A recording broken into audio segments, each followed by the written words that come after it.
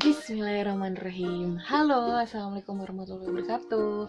Anak-anak, hari ini kita akan kembali pada pembahasan video sebelumnya. Kalau sebelumnya kita sudah sampai kepada materi akar atau penyelesaian persamaan kuadrat, sekarang kita akan melanjutkan pembahasan tentang akar atau penyelesaian persamaan kuadrat. Mungkin kemarin kalian masih belum paham ya, kira-kira gimana sih mencari akar atau penyelesaian persamaan kuadrat. Nah, pada video kali ini kita akan melanjutkan pembahasan dari video sebelumnya. Oke, kalian bisa lihat buku kalian halaman 46. Ini Ibu ambil contoh soalnya dari nomor 1 latihan 1. Jika Ibu punya persamaan kuadrat x kuadrat min 4x min 60, bagaimana mencari akar-akarnya atau nilai x1 dan x2 nya? Caranya adalah seperti kemarin, kita lihat koefisien si x yaitu min 4 ya, berarti b nya itu min 4, dan lihat konstantanya, konstanta yang tidak mempunyai variabel, yaitu min 60, c sama dengan min 60. Nah, berarti kita harus mencari dua bilangan yang sama agar bisa menjadi akar-akar dari si B dan si C. Ingat, kalau B itu koefisien dari X itu nanti ditambah koefisien si C itu nanti dikali. Gitu ya. Berarti kita buat tabel. Nah, saya pakai cara ini. Ya. Kita bisa pakai cara ini, kemudian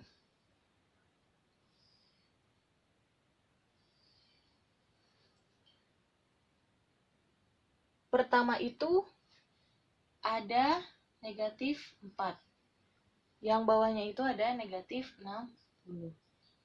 Nah, berarti di sini ditambah, di sini dikali gitu ya.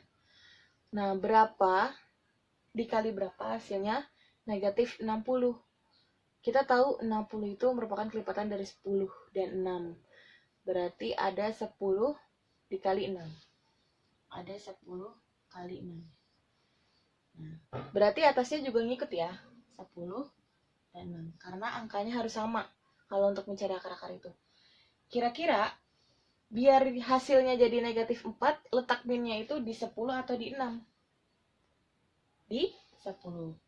Karena min 10 ditambah 6 hasilnya negatif 4, dan min 10 dikali 6 hasilnya negatif 60.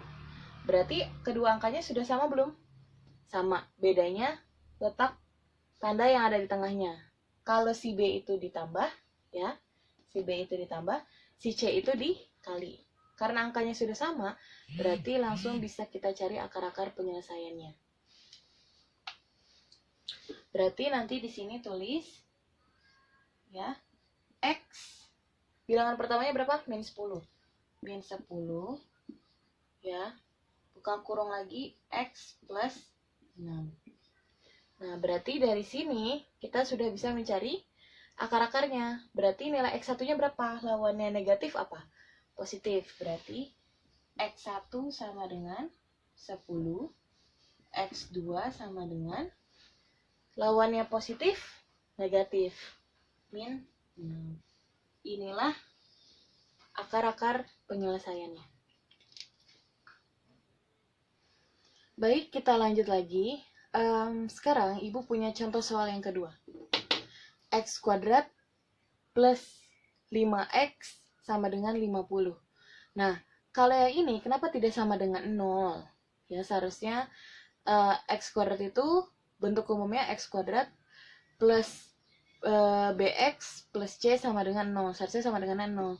Nah, berarti kalau ada soal seperti ini, kita harus membuat dia menjadi sama dengan 0 dulu dengan cara memindahkan ruas yang sebelah kanan biar dia jadi sama dengan 0. Caranya X kuadrat plus 5X, berarti 50-nya positif, pindah ruas ke kiri berubah jadi negatif.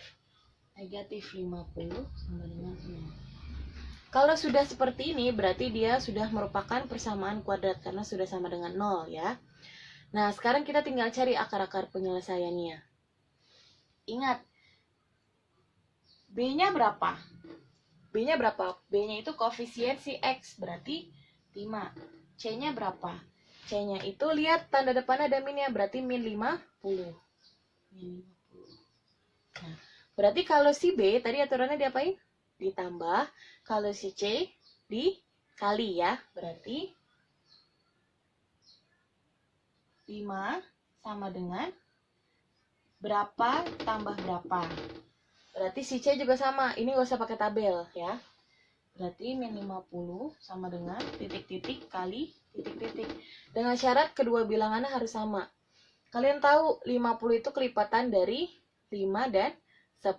Berarti 5 dikali 10. Ya. Berarti atasnya juga sama ya. 5 dan 10. Nah, sekarang kita lihat yang atasnya nih, ya. Kira-kira letak negatifnya di mana? Biar nanti dia hasilnya 5, ya. Berarti letak negatifnya di mana? Di min 5 atau min 10, biar dia hasilnya 5. Letak negatifnya di negatif 5, karena negatif 5 ditambah 10, negatif 5 ditambah 10 itu hasilnya 5. Kamu punya hutang 5.000. Kamu bayar 10.000. Berarti kembalinya berapa? 5.000. Kalau kembali berarti hasilnya positif. Kalau masih punya hutang berarti hasilnya tetap negatif gitu ya. Nah, berarti yang bawah juga ngikut otomatis dengan yang atas. Berarti di depan angka 5-nya itu ya juga dikasih tanda min ya. Karena min 5 dikali 10 itu hasilnya min 50, dan min 5 ditambah 10 itu hasilnya 5 gitu ya. Karena kedua angkanya sudah sama, berarti langsung bisa kita akarkan pakai tanda kurung ya. Berarti X bilangan pertamanya berapa? Negatif 5. Negatif 5. Keduanya X bilangan keduanya positif atau negatif? Positif. Positif berapa? Positif 10. Berarti positif 10. Berarti nilai X1-nya, X1 sama dengan lawannya negatif, positif. X2-nya sama dengan lawannya positif, negatif. Berarti X2-nya negatif 10. Inilah akar-akar penyelesaian untuk persamaan yang di atas. Seperti itu ya. Oke.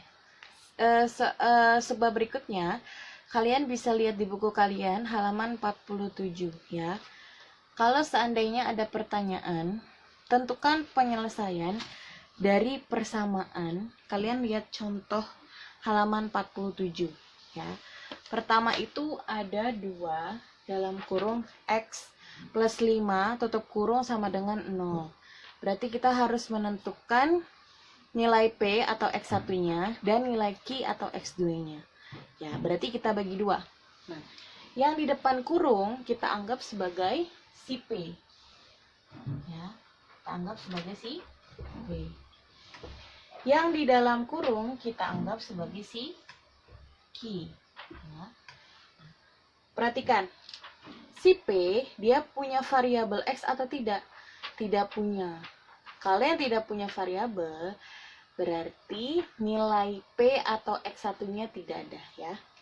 Berarti kita bisa tulis di sini P itu sama dengan X1. P itu sinonimnya X1 ya. Dan Q itu sinonimnya X2 ya. Jadi P itu bisa kalian anggap X1, Q itu bisa kalian anggap X2. Nah, karena si P ini tidak mempunyai variabel, berarti nilai P ya sama dengan 0 karena dia tidak punya variabel. Nah, sedangkan Q atau X2-nya X plus 5 dia bisa dicari nilainya, berarti si Q ya X plus 5 sama dengan 0. Berarti tinggal kita pindah ruas. Seperti tadi yang Ibu bilang. Lawannya plus apa? Min. Berarti si Q-nya Kalau cara cepatnya bisa langsung ketahuan si Q-nya itu nilainya min karena lawannya plus min. Kalau pakai cara berarti tinggal pindah ruas aja Q-nya. Q sama dengan X sama dengan 0 plus 5-nya pindah ruas berubah jadi min. Berarti min 5. 0 dikurang 5 sama dengan min 5. Ini nilai X2-nya. Berarti X2 sama dengan 5. Sedangkan X1-nya sama dengan 0. Tidak mempunyai nilai karena dia tidak punya variabel.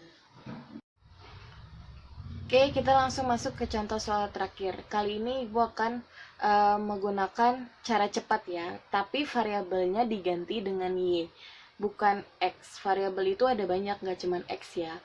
Oke, kita misalkan yang depan itu dia jadi P atau Y1. Sekarang pakainya Y, bukan X, maka ditulisnya Y1. Yang belakangnya itu Q atau Y2. Berarti yang kita mau cari sekarang nilai Y1 dan Y2. Nah, berarti Y1 atau si P sama dengan itu, lawannya negatif apa? Positif. Berarti positif, yang depannya taruh di atas, jadi pecahan 2 per. Yang belakangnya itu taruh di bawah, 3. Nah, sekarang mencari nilai Y2-nya. Berarti Y2 sama dengan, lawannya positif apa? Negatif. Berarti negatif, yang depan taruhnya di atas, yang belakang taruhnya di bawah.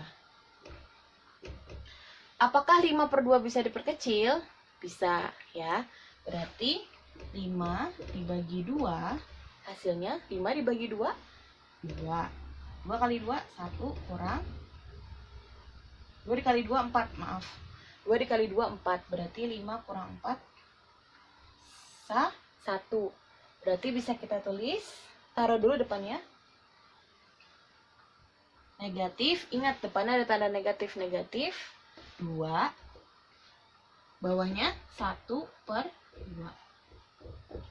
Jadi hasilnya negatif 2, 1 per 2. Oke, untuk pertemuan kali ini ya cukup sekian dan terima kasih. Apabila ada hal yang ingin ditanyakan, kalian bisa japri atau WA pribadi ke Ibu ya. Untuk hari ini Ibu akhiri dengan mengucap hamdalah alhamdulillahirrahmanirrahim. Wassalamualaikum warahmatullahi wabarakatuh. Jangan lupa like dan subscribe agar kalian tidak tertinggal video-video terbaru yang akan Ibu upload. Terima kasih semua.